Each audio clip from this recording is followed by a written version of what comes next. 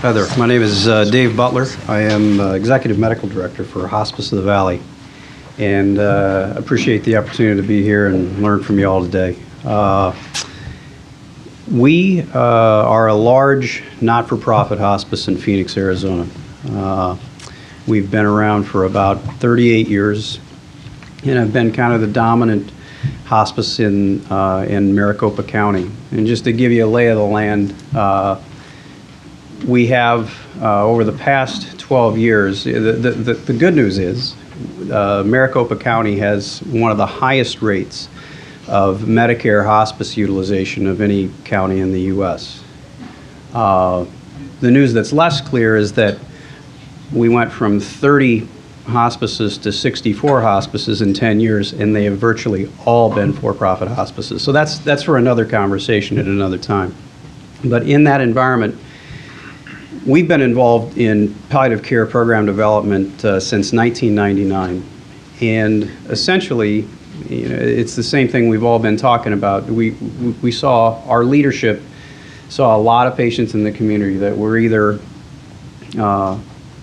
medically hospice appropriate, but not philosophically embracing the hospice benefit, or obviously had a level of chronic disease burden that was high, not medically appropriate for hospice, but still voracious utilizers of ER and hospital resources. In the context of that, our first step into the community-based palliative care world was with a Robert Wood Johnson Foundation grant in 2000. It was largely an MSW, medical social worker and RN case manager type structure, care structure.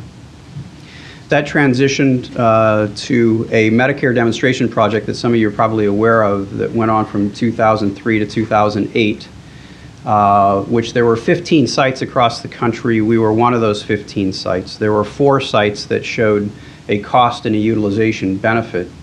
Our program was one of them. There was, I think it was in Health Affairs, Mathematica crunched the data in 2012, and they tried to look at common variables amongst those 4 programs, and it wasn't shocking to any of us that do the clinical work, and it was the amount of face time and in-home time as opposed to telephone time was directly related to whether or not you had utilization benefits. So with, when we knew that already, this was just validated.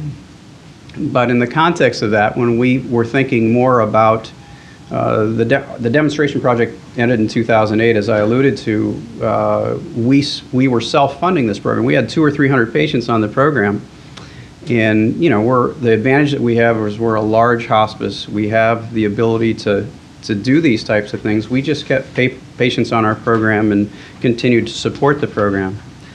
And in short,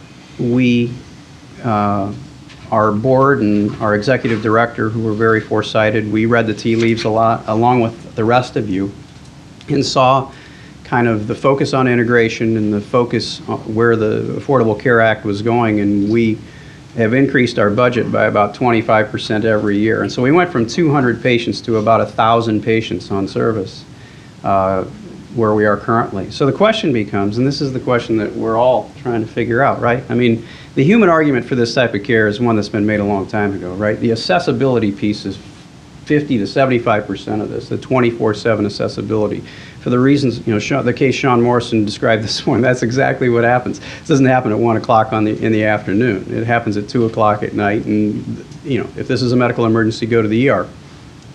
They step into the vortex, and these patients, when these patients with this chronic disease burden step into the ER, they don't get discharged. I mean, we have, in one of our patient selections with one of our health plans, roughly about, and this is far higher than most of the data suggests, but if they go into the ER, they have about a 75% chance of being admitted in our market.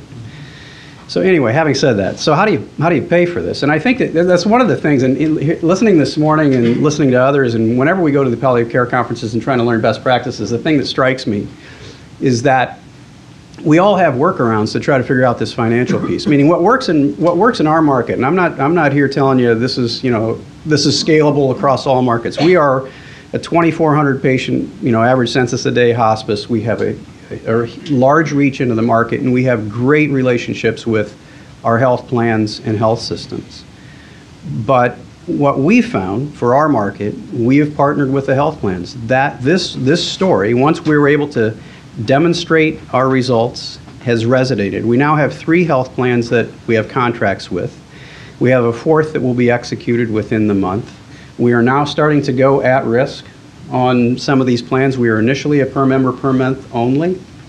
And are we there yet? Are we self-sustaining? We're not there, but we are about 50% self-sustaining, and I think we will be, given the interest. We've got multiple plans lining up now that we've shown, get me to the data piece, right? This is what you're most interested probably in, but our first year with one of our first partners, we achieved with 266 patients over 13 months, and we were selecting for the far right side of the curve. So our program was doc intensive, nurse intensive, with 75 employees, 24/7 triage model from the hospice side that we were able to parlay. We decreased hospitalizations by 56% in 266 patients. Hospital inpatient bed days went down by 57%, and ER visits went down by 52%. So it's not surprising that other health plans have been really interested in partnering with this type of model. And you know, in finishing that idea, I think we need, and the panel this morning spoke well to this issue, we need some overarching structure and guidance from the federal level, I think, to be able to make this a sustainable model in multiple markets, even though I think there are a lot of us that are able to achieve it in the markets that we live in.